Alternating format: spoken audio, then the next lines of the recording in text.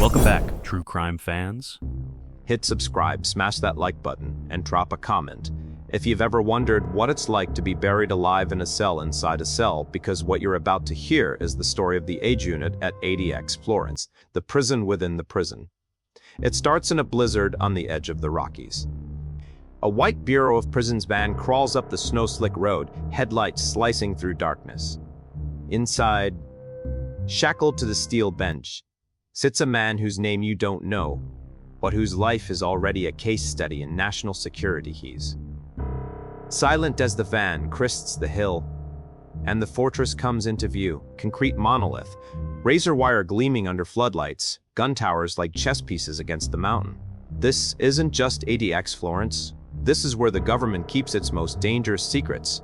The H unit, from on the outside unit, looks like just another wing, but step through its airlock, and you are in a world designed to erase sound, sight, and touch. 4 inches of poured concrete around every cell, double steel doors with food slots the size of a paperback, cameras mounted at ceiling corners. It's a facility built after lessons learned at Marion and the hunger strikes at Pelican Bay, a prototype for total control. Here, special administrative measures, or SAMs, aren't just orders on paper, they're architecture. The man in shackles, we'll call him Kareem, was a mid-level fixer in a foreign intelligence service. He flipped once, then twice. By the time American counterintelligence got to him, he'd had traded the names of safe houses and moles like playing cards. In the end, the CIA handed him off to the Justice Department as an extremely sensitive defendant. His trial took place behind closed doors. His sentence was sealed. Now he's here, rolling toward a door no one comes back out of us. The van stops. 2 Special Operations Response Team officers climb in. No words, just gloved hands and metal clicks as they clip his restraints to a belly chain. The walk from Sallyport to intake is only 50 yards, but it feels like a tunnel. Cameras follow every step. In the 8 unit, there's no general population, no chow hall, no yard. Everything happens inside the cell. Eating, showering, recreation.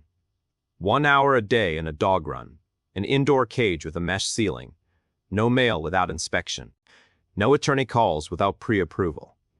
Even the lights and plumbing are controlled from outside. Kareem's escort pauses at a thick steel door. A guard swipes a keycard, types a code, waits for a second guard to do the same. Only then does the door open. They lead him into his cell. 10 feet by 12 concrete bed, concrete desk, concrete stool. A television bolted behind plexiglass plays muted educational programs. Above his head, a tiny vent grille whispers air. He tilts his face to the slit of window high on the wall but sees only sky. It's not freedom. It's a reminder of how far away it is. In Washington, a young assistant U.S. attorney reads his file for the first time. The pages are thick with black redactions. She notices the SAM's renewal order at the back. One of only a handful in the country. She's never been to ADX.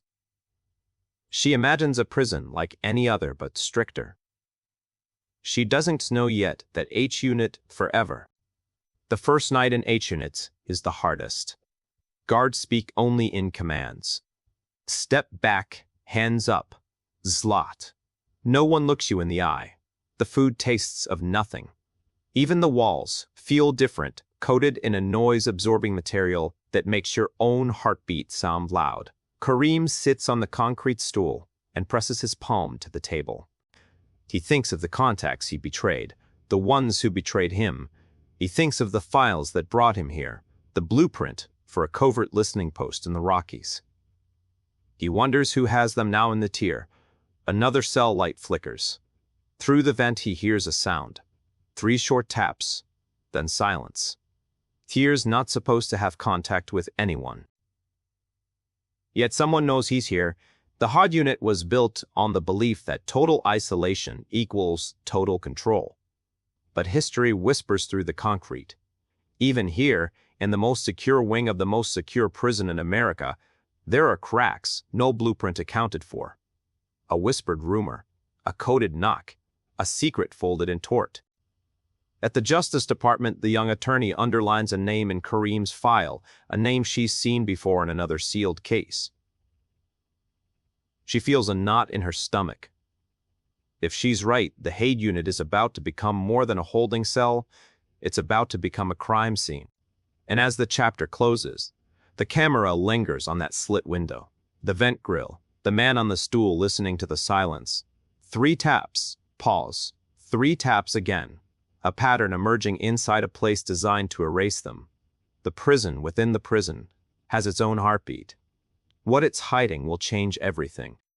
By the second week of Kareem's confinement, the rhythm of H Unit had already begun to seep into his skin. Lights clicked on at 5 a.m. sharp, food slot at 5:03, roll call at 5:10.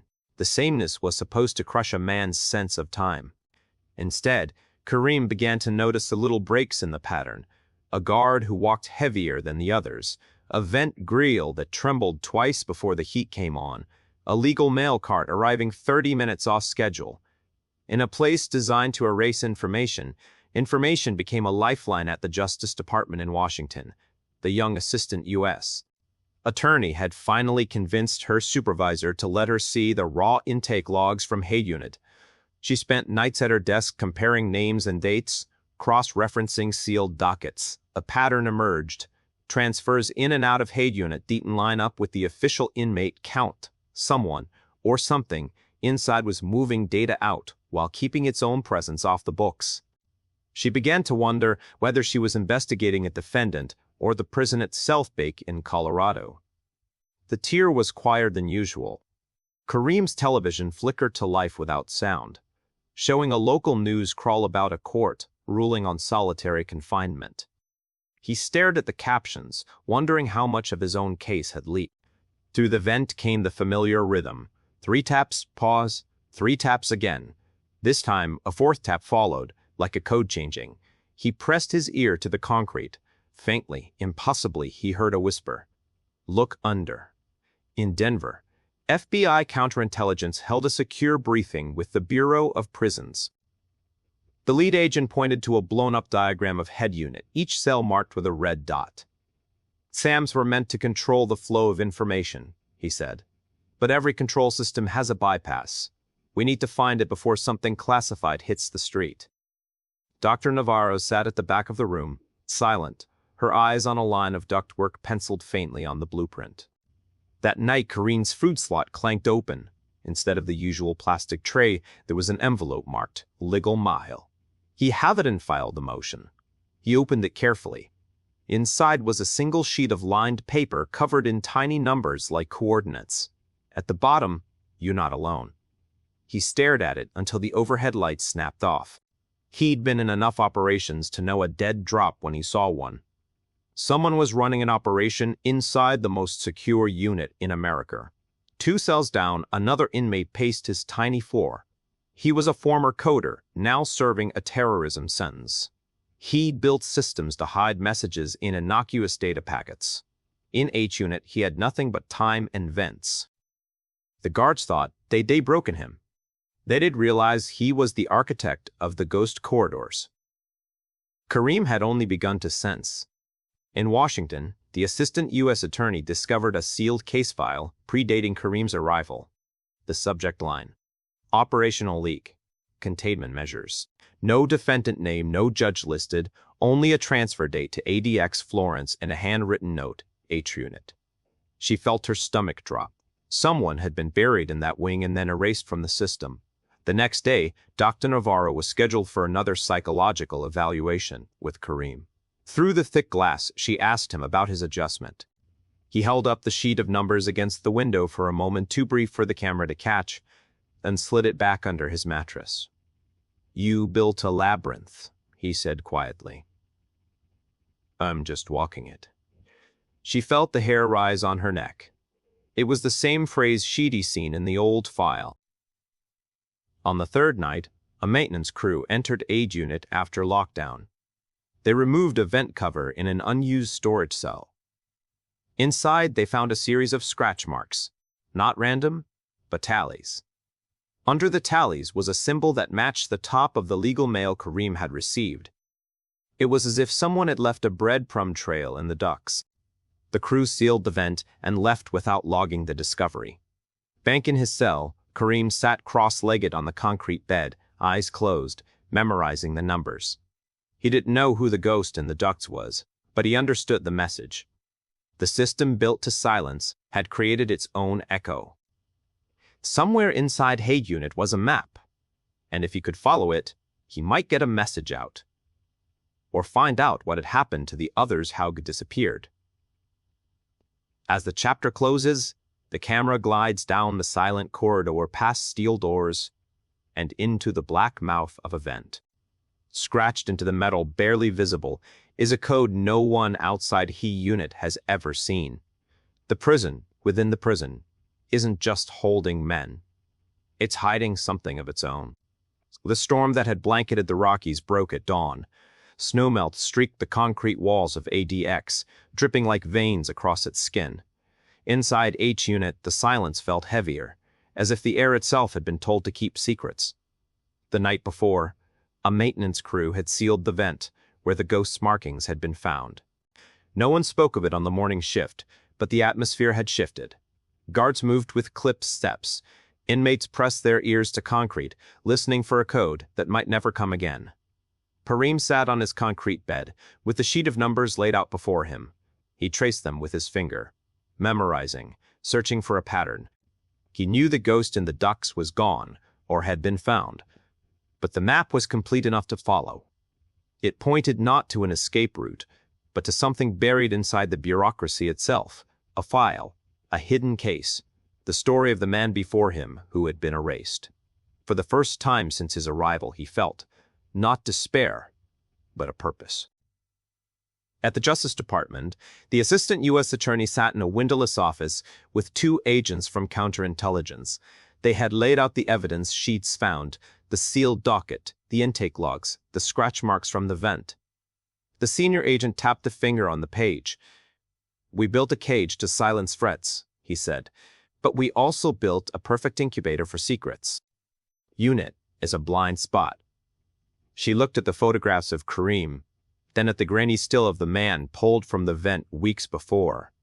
She realized she wasn't dealing with one case, but a system devouring its own tail. In Colorado, Dr. Navarro requested one last evaluation with Kareem. This time there was no small talk. She slid a blank sheet of paper under the glass. "Write it down," she said. He wrote a single sentence. "The labyrinth ends in the archive." She folded the paper back, slipped it into her folder, and walked out. As the door closed, she knew she would resign before the month was over. That night, alarm sounded briefly on the tier. Kareem's television flickered off, then on again. In that momentary darkness, he heard a single tap through the vent, not the ghost code, but something else, like a period at the end of a sentence. He pressed his palm flat against the wall and closed his eyes. 2 months later, a national newspaper published an investigation titled, "The Prison Within the Prison." SAMS at ADX Florence. It described, for the first time, the H Unit's architecture, the sealed cells, and the ghost corridors. It didn't name Kareem.